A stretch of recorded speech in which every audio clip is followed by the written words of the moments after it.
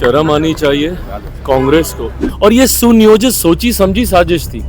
आप कीजिए ना, हर मंच का इस्तेमाल कीजिए भैया, लोकतंत्र है और लोकतंत्र की मैं तो मानता हूँ कि खूबसूरती है। क्या इस तरीके का भारत दुनिया के सामने कांग्रेस राहुल जी प्रस्तुत करना चाहते हैं? महा राजनीति में नहीं आ रही हैं।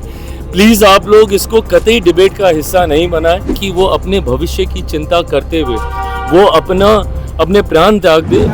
एआई समिट के दौरान यूथ कांग्रेस ने हंगामा किया है सर।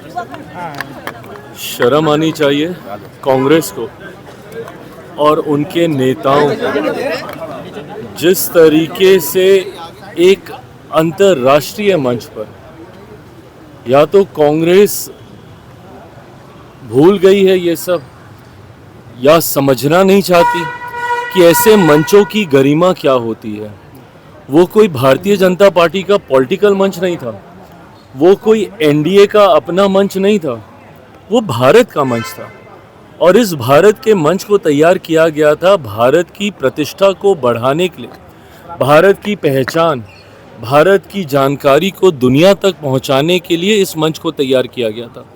और इस मंच के माध्यम से दुनिया को भारत राह दिखाना चाहता है कि एआई के क्षेत्र में हम लोग कैसे चीज़ों को और व्यवस्थित करते हुए, प्रधानमंत्री जी ने मानव का जिक्र किया, मानव के हर एक शब्द में हर उस प्रण का संकल्प है जिसके आधार पर हम इस टेक्नोलॉजी को आगे लेकर जा सकते हैं।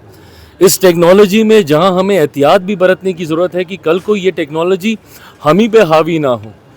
मानव में प्रधानमंत्री जी ने हर एक चीज़ का जिक्र किया कि टेक्नोलॉजी हमारे लिए होनी चाहिए, ना कि हम टेक्नोलॉजी के लिए होने चाहिए। इसका वैलिडेशन कैसे होना चाहिए, इसको उपयोग में कैसे लाना चाहिए। और देश के अलग अलग देशों के राष्ट्रीय अध्यक्षों ने आकर इस मंच पर हमारे इस आयोजन की सराहना करने का काम किया।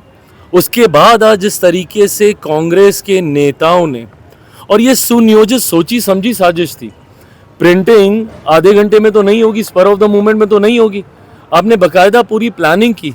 आप टी शर्ट्स को प्रिंट करके शर्ट के अंदर जैसे भी पहन के आए ये लोग, और आके फिर टी शर्ट्स को उतार कर इस तरीके से वहाँ पे प्रदर्शन करना।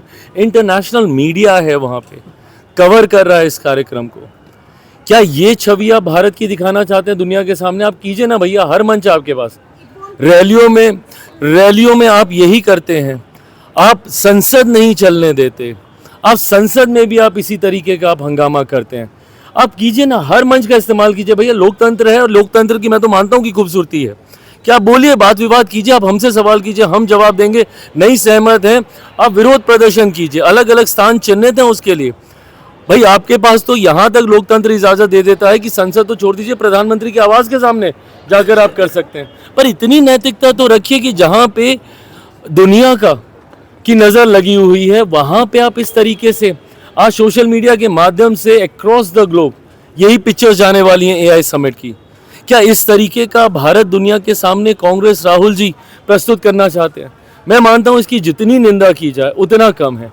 आपके पास आक्रोश के बहुत माध्यम हैं, बट ऐसे अंतर्राष्ट्रीय मुद्दों पर, अंतर्राष्ट्रीय मंचों पर, भाई कल को एआई के क्षेत्र में भारत अगर आगे बढ़ेगा तो हमेशा के लिए भारतीय जनता पार्टी, मौजूदा प्रधानमंत्री नरेंद्र मोदी जी या एनडीए की सरकार नहीं रहने वाली है। आज नहीं तो कल आप लोग भी आएंगे और इस टेक्नोलॉजी का लाभ आप लोग भी लेंगे। तो ऐसे में आज आप इसका इस तरीके से विरोध कर रहे हैं। जिस वक्त यूपीआई आया था, याद है ना किस तरीके से चिदम्बरम साहब ने लोकसभा राज्यसभा में भाषण देने का काम किया था, किस तरीके से मजाक उड़ा रहे थे। अरे कोई ठेले वाला होगा, उसको 7 रुपए का बिल तो कैसे वो यूपीआई से देगा, पॉश मशीन कहाँ लगेगी, उसका कनेक्शन कहाँ कैसे होगा। और आज देखिए उसी यूपीआई का जिक्र फ्रांस के राष्ट्रपति कर रहे हैं। हम लोगों ने टेक्नोलॉजी को डेवलप किया, सही गलत सीखे आगे बढ़े, वो हम करने का हम लोग प्रयास कर रहे हैं। आप अगर उसमें हमारा साथ नहीं बढ़ा सकते तो कम से कम इस तरीके से मेरे देश की छवि को अंतर्राष्ट्रीय स्तर पर खराब करने का भी काम ना करें। एआई समिट के दौरान ब्रिटेन के प्रधानमंत्री ऋषि सुनक ने कहा है कि एआई सब कुछ कर सकता है लेकिन दिल्ली का ट्रैफिक जो है वो ठीक नहीं कर सकता। कहीं ना कहीं तंज कस रहे हैं वो। देखिए, तंज की बात नहीं है, ये कुछ चीजें हैं जिसपे हम लोग को और बेहतर होने की जरूरत है। और मैं मानता हूँ क्रिटिसिज्म को अगर आप सकारात्मक रूप से लेंगे उसी से ही आप बेहतर बन सकते हैं। और मेरे प्रधानमंत्री, मेरी सरकार ने इस बात को सुनिश्चित किया है कि जब जब जिस जिस विषय पर सही सवाल उठाए गए हैं उन चीज़ों को हम लोगों ने अंकित कर कर, चिन्हित कर कर हम लोगों ने उसको बेहतर करने का काम किया है।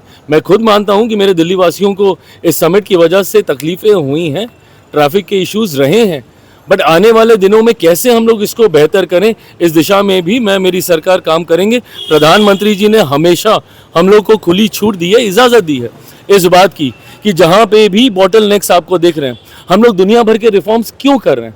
आज अगर मेरी सरकार रिफॉर्म एक्सप्रेस पे चल रही है, प्रधानमंत्री जी बात बात पे रिफॉर्म, ट्रांसफॉर्म, परफॉर्म की बात करते हैं, इसीलिए ना कि जो हर्डल्स बने हुए हैं दशकों से, जो बॉटलनेक्स बने हुए हैं दशकों से, उन चैलेंजेस को कैसे हम लोग क्लियर आउट करें और चीज़ों को और ज़्यादा ईज करें, ease of living, ease of business, ये इसी सोच का आधार है।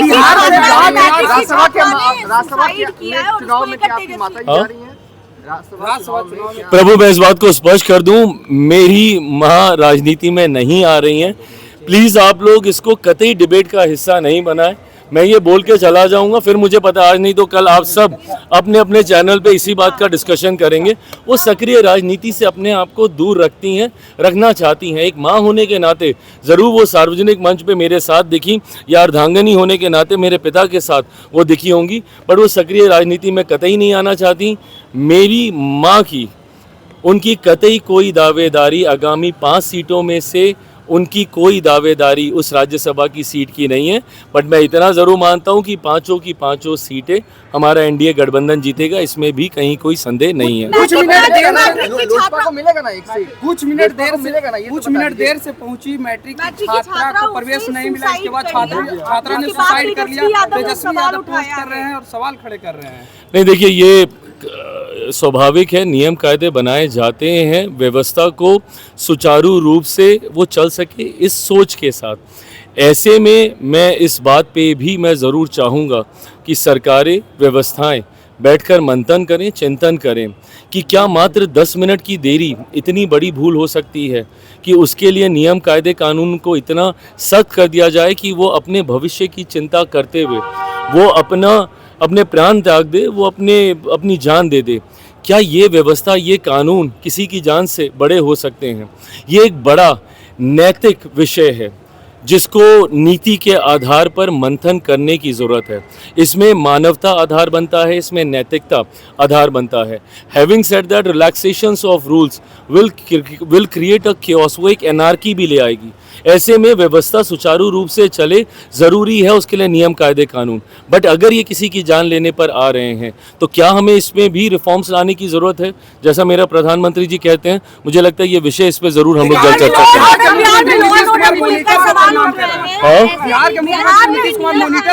अरे प्रभु, ये सब कोई विषय है?